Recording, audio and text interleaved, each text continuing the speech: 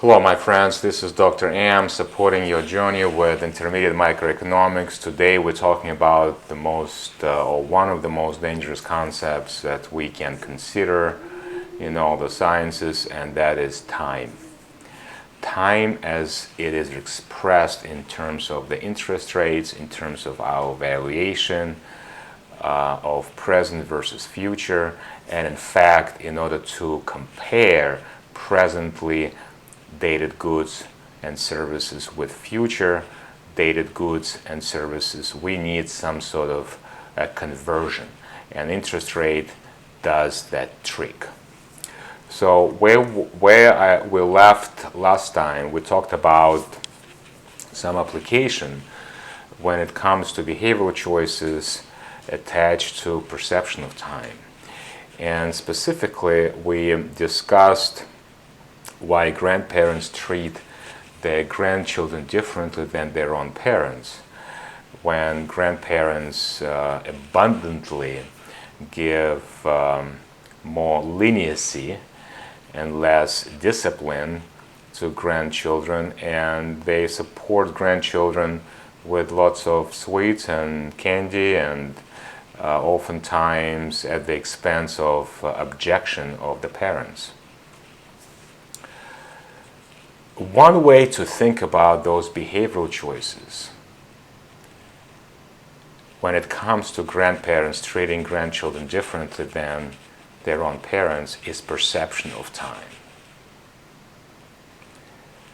You can think about intertemporal choice in such a way that eating a lot of candies will impose the cost into the future in form of the dental bill, for example.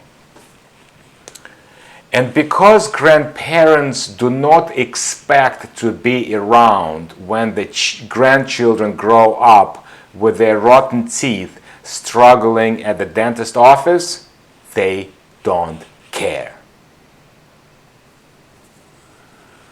And parents do, because oftentimes parents are the ones who have to foot the bill to fix rotten teeth of the children. So this is bringing an interesting dilemma. When the time horizon is not feasible, the behavioral choices change. And that is reflected in love, in mercy, in friendship, and many other things that we value so dearly.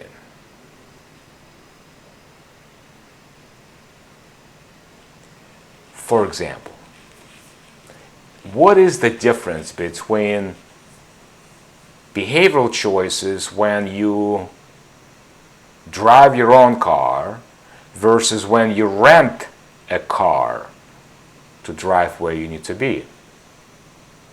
In other words, do drivers on the road exhibit different behavior when they drive their own car versus someone else's car, such as rented car? And the answer is yes. It boils down to the same issue. When the driver does not see the future value of the car, such as with the rental car,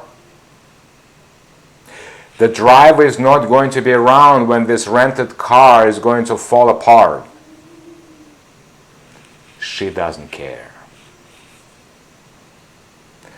When it comes to her own car, she does care, because she will see the future. At some point, she will have to sell the car, give it away, or she will administer the future value. With the rental car, it's not the case. So you can imagine that companies that in business of rental car, they need to understand what is called moral hazards. They need to understand how to curb and how to protect their business and their livelihood from such behavioral choices that posing risk to the value. Now let's talk about religion. Religious beliefs, for the most part, talk about life after death. And by doing so, they extend the value beyond death.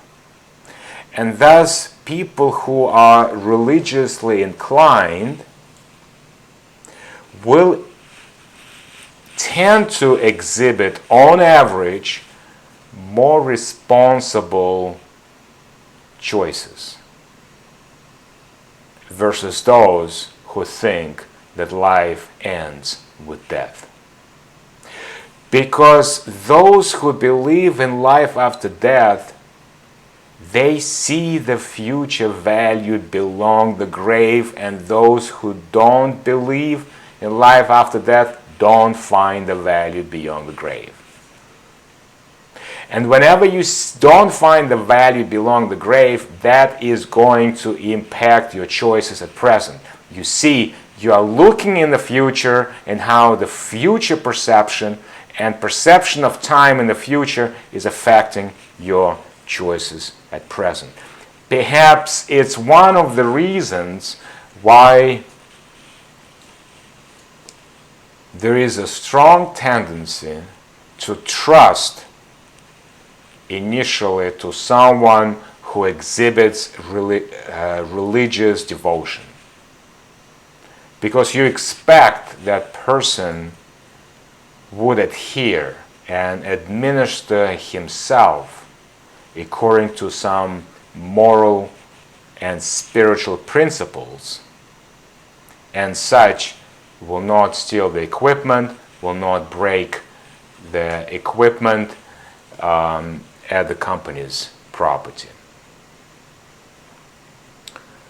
So in some case, it pays some dividends to inform your potential employer that you do care for the future, and here's why.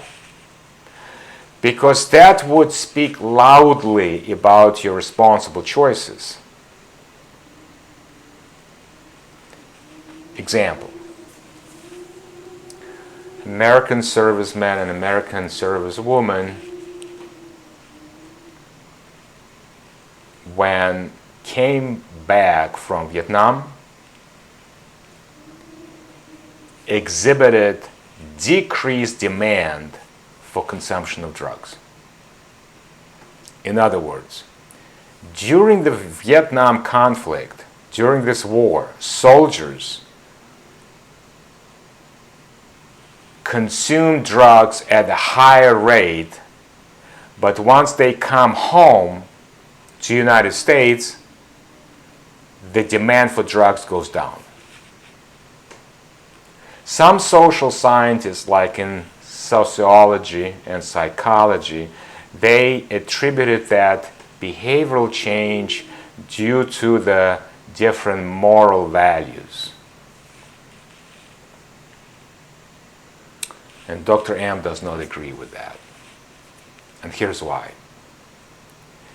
Perception of time during the military conflict, regardless whether it's in Vietnam, in North Korea, in Serbia, in Africa, or anywhere else, is changing perception of time drastically in such a way that your life expectation is very different, because you perceive time in such a way that tomorrow may not come, and thus you don't care as much for the future. And consumption of drugs often attaching the value that is future dated, you see. So it's a future dated, and once they come back to a peaceful environment, their life expectation changes, and suddenly they may see more probability of having the future, and thus they adjust their choices accordingly in favor of value perceived in the future.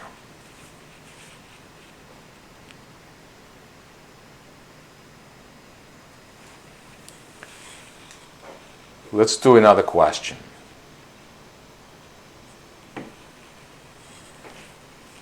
It seems counterintuitive that society would ever want to impose limitation on consumption, and yet it does across the globe.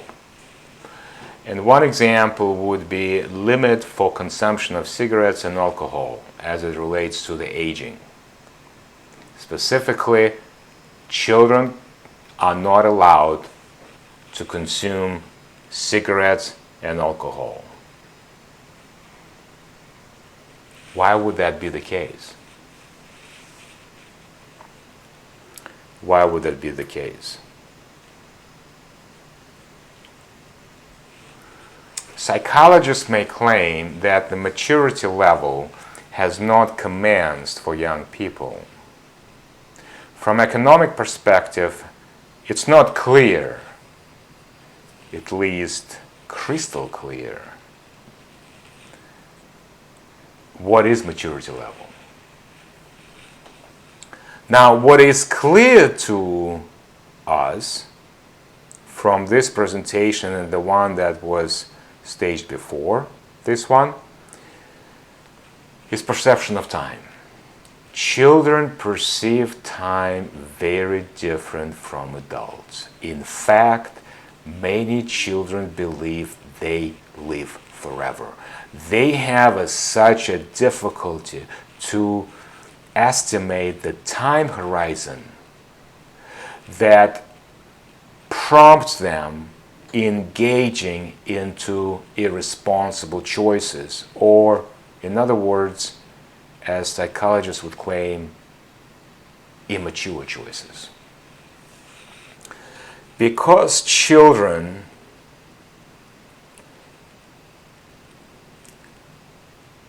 struggle with perception of time, that makes them more susceptible to the consumption of drugs.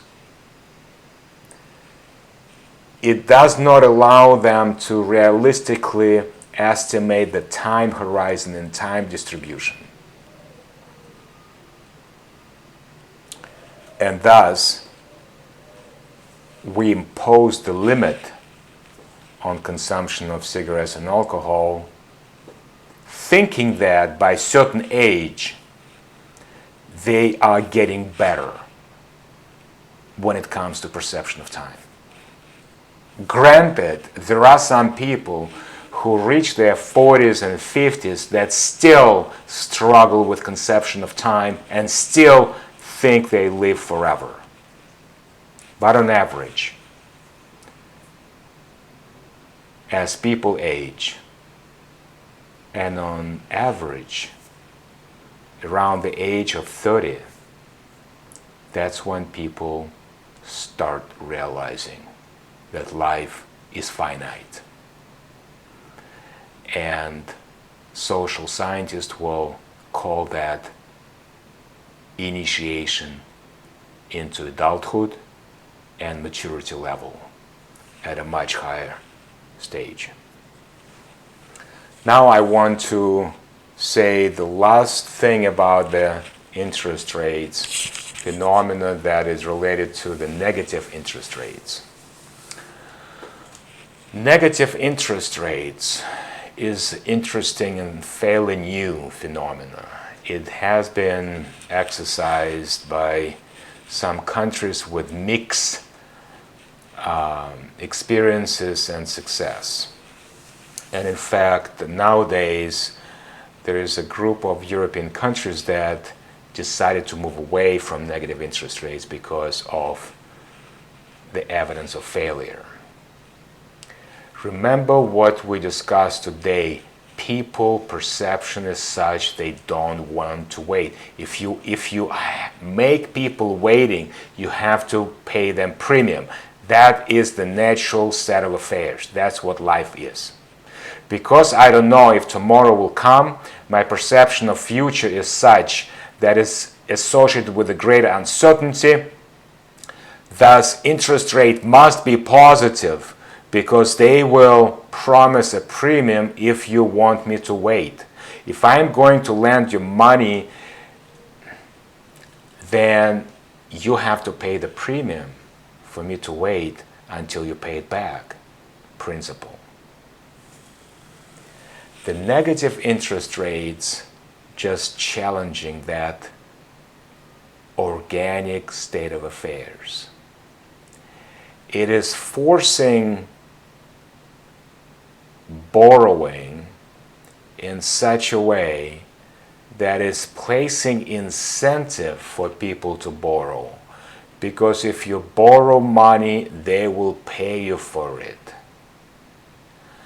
In essence, they are putting you in a position to anticipate forcibly, using your passions and using your inclination to sinfulness.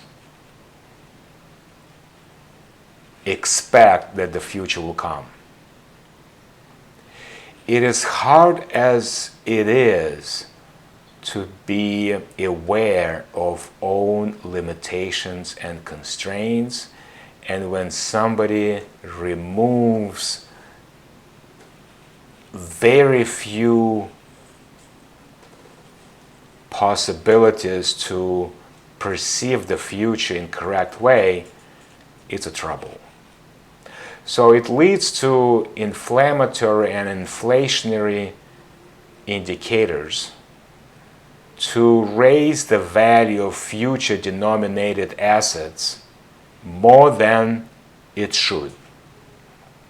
So in essence, you are inflating future denominated assets with negative interest rates, and that's a problem. It's a problem why many European countries started to move away from negative interest rates, but for me it's a problem because it's screwing up your and mine perception of the future. It basically is pushing us and awarding us incentives into planning hard and strict for the future as future is warranted, when in reality it's not. Who is to say that tomorrow will come for any one of us? And who is to say that the day after tomorrow will come for any one of us as well? So let me stop at that moment, and when we come back, I will talk about managerial compensation to finish this discussion on timing and perception of timing.